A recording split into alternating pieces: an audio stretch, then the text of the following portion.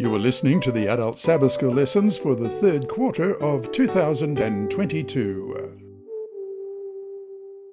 This is lesson number 11 of the Adult Sabbath School Bible Study Guide in the Crucible with Christ. The lesson is titled Waiting in the Crucible and is ready for teaching on September 10. The author is Pastor Gavin Anthony, who was conference president in Iceland when he wrote this series of lessons. Today, your lesson is read by Dr. Percy Harrold. Wednesday, September 7. Elijah, the Problem of Rushing.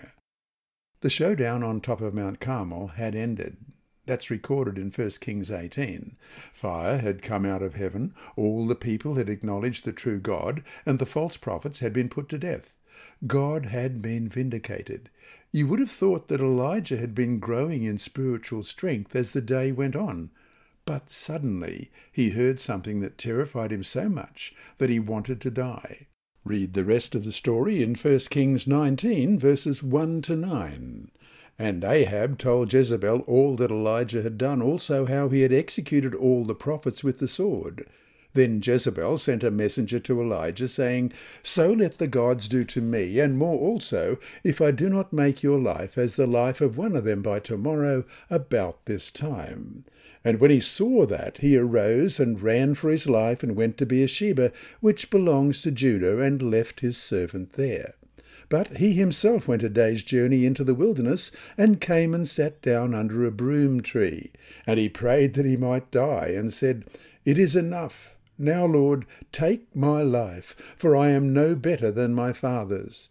Then, as he lay and slept under a broom tree, suddenly an angel touched him and said to him, Arise and eat. Then he looked, and there by his head was a cake baked on coals and a jar of water. So he ate and drank and lay down again. And the angel of the Lord came back the second time and touched him and said, Arise and eat, because the journey is too great for you. So he arose and ate and drank, and he went in the strength of that food 40 days and 40 nights, as far as Horeb, the mountain of God.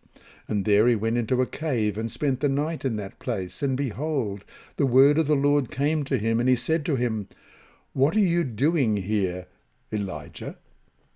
The last words in the text are worrying. And the word of the Lord came to him, What are you doing here, Elijah? In verse 9. Evidently, Elijah's fear caused him to run and find himself in the wrong place. After such a powerful intervention by the Lord on Mount Carmel, Elijah should have been full of faith and trust. Instead, he ran in fear for his life. What lesson can we learn from this bad example? This story illustrates something important. When we rush, we can very easily find ourselves in the wrong place. In Elijah's case, it was his fear that caused him to be overwhelmed and rush into the desert, wishing that he had never been born. But there are other things that cause us to rush outside of God's plan for us. Read the following texts. What things cause the characters depicted here to rush outside of God's will? First of all, Genesis chapter 16, verses 1 to 3. Now Sarai, Abram's wife, had borne him no children, and she had an Egyptian maidservant whose name was Hagar. So Sarai said to Abram, See now, the Lord has restrained me from bearing children. Please go into my maid. Perhaps I shall obtain children by her. And Abram heeded the voice of Sarai. Then Sarai, Abram's wife, took Hagar, her maid, the Egyptian, and gave her to her husband Abram to be his wife, after Abram had dwelt 10 years in the land of Canaan. And Numbers chapter 20, verses 10 to 12. And Moses and Aaron gathered the assembly together before the rock, and he said to them, Hear now, you rebels, must we bring water for you out of this rock? Then Moses lifted his hand and struck the rock twice with his rod, and water came out abundantly, and the congregation and their animals drank. Then the Lord spoke to Moses and Aaron, Because you did not believe me to hallow me in the eyes of the children of Israel, therefore you shall not bring this assembly into the land which I have given them. And Judges 14, verses 1 to 3. Now Samson went down to Timnah and saw a woman in Timnah of the daughters of the Philistines.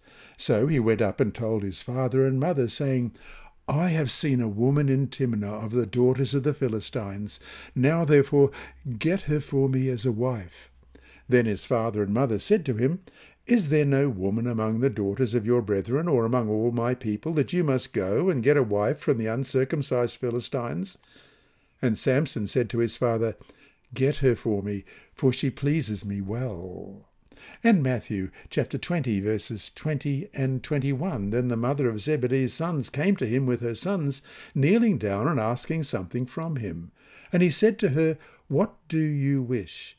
And she said to him, Grant that these 2 sons of mine may sit, one on your right hand and the other on the left, in your kingdom.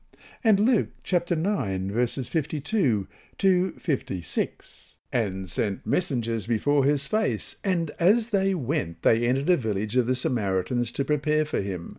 But they did not receive him, because his face was set for the journey to Jerusalem. And when his disciples James and John saw this, they said, Lord, do you want us to command fire to come down from heaven and consume them, just as Elijah did? But he turned and rebuked them and said, You do not know what manner of spirit you are of, for the Son of Man did not come to destroy men's lives, but to save them. And they went to another village. And Acts chapter 9 and verse 1. Then Saul, still breathing threats and murder against the disciples of the Lord, went to the high priest. How easy it is to let such things as ambition, anger, passion, lack of faith, or a supposed zeal for the Lord cause us to rush ahead to where we shouldn't be. No one is immune to this danger. The key is to cultivate a trusting faith in the goodness and mercy of God, who we know loves us and wants what's best for us. This doesn't happen automatically. Faith might be a gift, but it's a gift that needs to be cultivated, nurtured, and jealously guarded. This lesson was read by Dr. Percy Harrold for Christian Services for the Blind.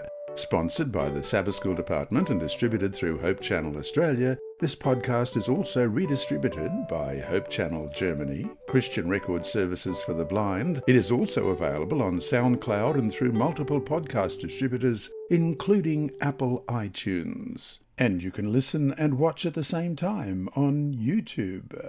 Remember, God is always faithful.